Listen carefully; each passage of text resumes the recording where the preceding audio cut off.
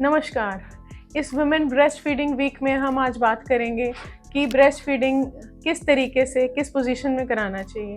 Actually breast feeding एक बहुत ही important topic है, एक सबसे इम्पॉर्टेंट टॉपिक है जो पहली बार माँ बनती है, जिसको कभी पहले उसने फीड नहीं कराया होता, तो उसमें कितनी प्रॉब्लम से वो गुजरती है अपनी पेन के साथ जब उसको फीड कराना होता है। कई बार प्रॉपरली उसको फीडिंग टेक्निक नहीं आती या पोजीशन नहीं पता कैसे बच्चे को पकड़ना है। तो आज हम बात करेंगे कि हमारी पोजीशन, बच्चे को पकड़ने का तरीका और उसको फीड कराने का कितना आसान तरीका हो सकता है, जिससे कि जो पहली बार माँ बन रही हैं या जो पहले भी माँ बन चुकी हैं और उनको कोई तकलीफ रही है उनको हम बता सकें। तो सबसे पहली बात, जब भी हम बेबी को हम पकड़ते हैं तो बेबी हमारी पूरी हैंड की सपोर्ट पे होना चाहिए, यानी बेबी का हेड, उसकी बैक और उसके हिप्स जो है वो पूरी हमारी बाजू पे स्टेबल रहना चाहिए। वो हम जब ये रखेंगे तो ये बेबी सीधा रहेगा। तो बेबी को सीधा रखना है, अपनी बॉडी के पास रखना है समीप, और बेबी के ऊपर नहीं गिरना है। बेबी हमारे को ऐसे, तो बेबी हमारे सामने होगा।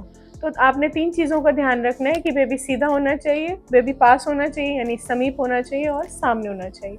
ये 3 स का ध्यान रखते हैं अगर हम, तो हमें फीड कराने में दिक्कत नहीं आती। अब what are the different positions किस में करा सकते हैं। बच्चे को हम सिर इधर और बॉडी इधर रख के अगर इस साइड से फीड कराएंगे तो उसको कहते हैं हम क्रेडल पोजीशन, जिसमें हम ब्रेस्ट को हम राइट हैंड से पकड़ रहे हैं और लेफ्ट साइड से फीड करा रहे हैं और बेबी को लेफ्ट में पकड़ा हुआ है। दूसरा होता है क्रॉस क्रेडल, मतलब फीड उसी साइड से कराना है लेकिन बच्चे को इधर से पकड़ना है और ब्रेस्ट को हमने ऑपोजिट हैंड से पकड़ना है, ये क्रॉस क्रेडल। और तीसरी पोजीशन होती है फुटबॉल पोजीशन। फुटबॉल पोजीशन में बेबी को हम ऐसे पकड़ते हैं एक फुटबॉल की तरह, जिसमें बेबी का हेड ऐसे रहता है, लेग्स पीछे रहती हैं और जो हमारी एल्बो है उसके हिप्स को सपोर्ट करती है बच्चे के साथ। इसको कहते हैं फुटबॉल पोजीशन। जो मदर की ब्रेस्ट फीड है वो हम लेटे हुए भी बच्चे को ब्रेस्ट फीड करा सकते हैं, अनटिल अनलेस वो हल्का सा 30 डिग्री एलिवेशन पे बच्चे का हेड रहे और वो आराम से उसको फीड करा सकती है। अब तीसरी चीज़, जब बच्चे को फीड कराना है तो बच्चा ब्रेस्ट के साथ कैसे अटैच होता है, साइंस ऑफ अटैचमेंट जानना बहुत ज़रूरी है।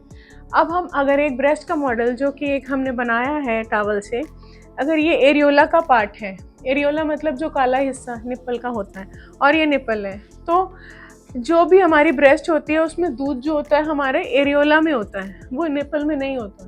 तो अब जब निप्पल पे लैच करेगा बच्चा तो कभी भी बच्चा पूरी तरीके से फीड नहीं आएगा, क्योंकि यहाँ है ही नहीं। तो बच्चे का जो माउथ का प्रेशर पड़ना चाहिए वो एरियोला पे, यानी जो काले हिस्से पे पड़ना चाहिए, जिससे जब बच्चा इसको यहाँ से प्रेस करेगा, यहाँ से प्रेस करके सकिंग करेगा तो उसको ईजिली फीड होगा।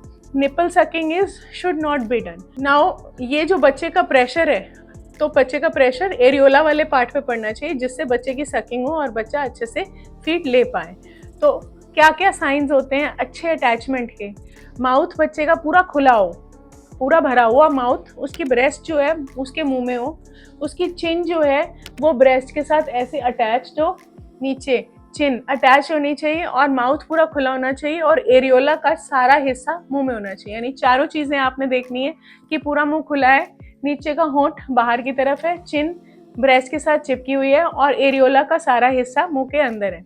अगर हम ऐसे फीड कराने की कोशिश करेंगे तो बच्चा अच्छे से लैच करता है, बच्चे को, आपको ये नहीं लगेगा बच्चे को पेट नहीं भरा। दूसरी चीज़, जब भी अटैचमेंट के साइंस अच्छे होते हैं तो निपल कंडीशंस या ब्रेस्ट कंडीशंस होने की चांसेस भी कम होते हैं। अब ब्रेस्ट कंडीशंस किस प्रकार की होती हैं, स्टार्ट होती है निपल की कटिंग से।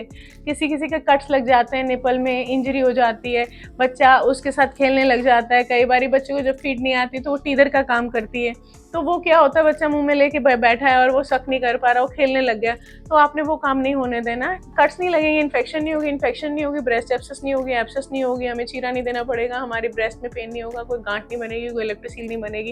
तो हमारी टेक्निक, हमारे साइंस ऑफ अटैचमेंट और हमारी position of holding the baby should be clear. ये अगर हम नॉर्मल पब्लिक को सबको बता सकें, क्योंकि एक ये बेसिक इंट्रिंसिक प्रॉपर्टी भी होती है कि कई बच्चे थोड़े नवजात होते हैं जिनको सकिंग नहीं आती है प्रॉपरली, कई बार वो कर नहीं पाते हैं, तो हमें थोड़ी पेशेंस से काम करना पड़ेगा।